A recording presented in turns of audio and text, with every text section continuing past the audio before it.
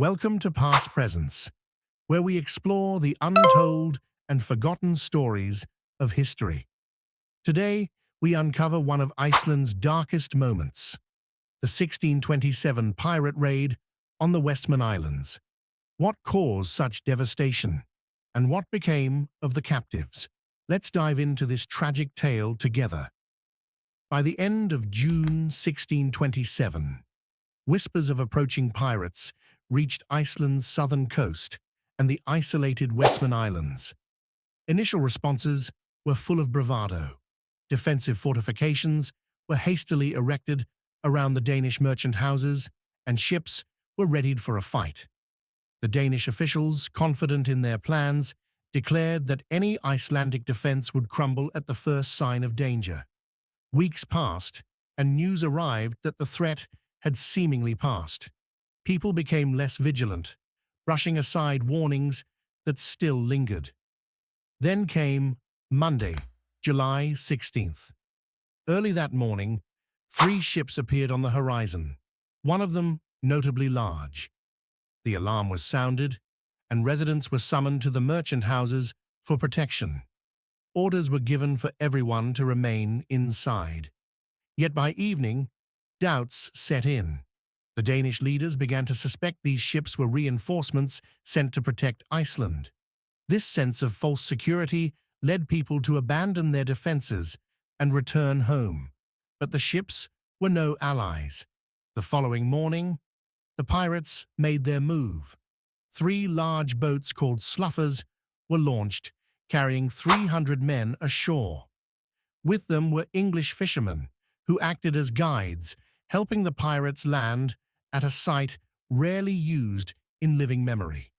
The attack was sudden and overwhelming. Residents had no time to react. The pirates swept through the island like a storm, taking captives and leaving destruction in their wake. Women, children, and the elderly struggled to escape. Those living above the lava fields had the hardest time. Pirates reached them faster than they could flee. Only the strongest or luckiest managed to evade capture, while others were brutally beaten into submission. Among the first taken were a man and his wife, who resisted until they could fight no longer. They later recalled being astonished they had not been killed outright. The raiders, a mix of Turks and European converts to Islam, divided into 3 groups. The largest contingent attacked the merchant houses, now empty after the defenders had fled half an hour before. The other groups scoured the island, seizing anyone they could find. No place was safe, not homes, caves, nor remote cliffs. Resistance was met with swift violence. Those who invoked the name of Christ were often struck down on the spot.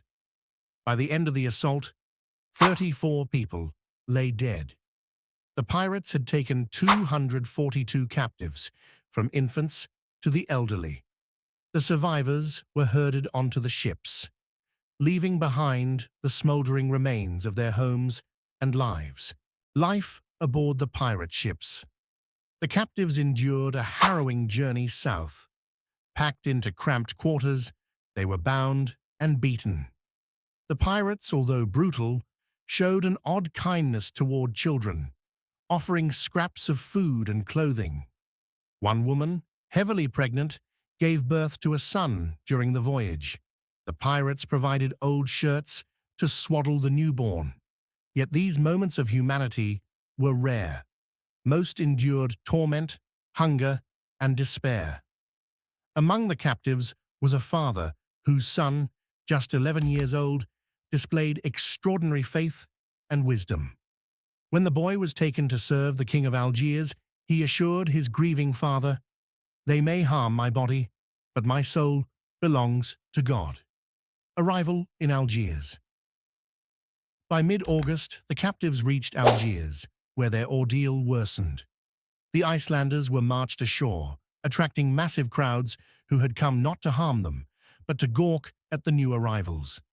Families were torn apart, as the captives were led to the marketplace and sold like livestock. Men and women were separated, inspected, and auctioned off to the highest bidder. The king of Algiers had the first pick, claiming one in every 8 captives. One by one, Icelandic families were scattered across North Africa. A young servant girl, known for her beauty, fetched an exorbitant price and was later sent to Jerusalem.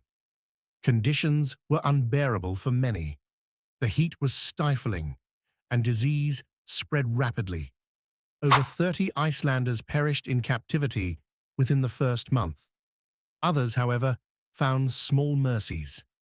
One man, imprisoned in the king's quarters, received aid from a long-imprisoned Frenchman who gave him shoes and medicine. A return to Iceland. After months of suffering, a few captives were granted their freedom, often through ransom or other arrangements. One such survivor, the man whose story we follow, endured a perilous voyage home. Lacking proper provisions, he was forced to drink water shared with animals. Yet he survived, arriving in the Westman Islands in early July the following year. His return brought joy to his community. Neighbors and loved ones welcomed him with open arms, offering comfort and assistance. Though his body and spirit were scarred, he found solace in the kindness of his people and his unshaken faith in God. Outro, thank you for joining me on this journey through history. The 1627 raid on the Westman Islands remains a haunting chapter in Iceland's past, a story of resilience and loss that reminds us how history shapes us. If you found this story compelling, please like, share, and subscribe to Past Presents. Let me know in the comments what other events you'd like me to explore. Until next time, remember, the past always shapes our present.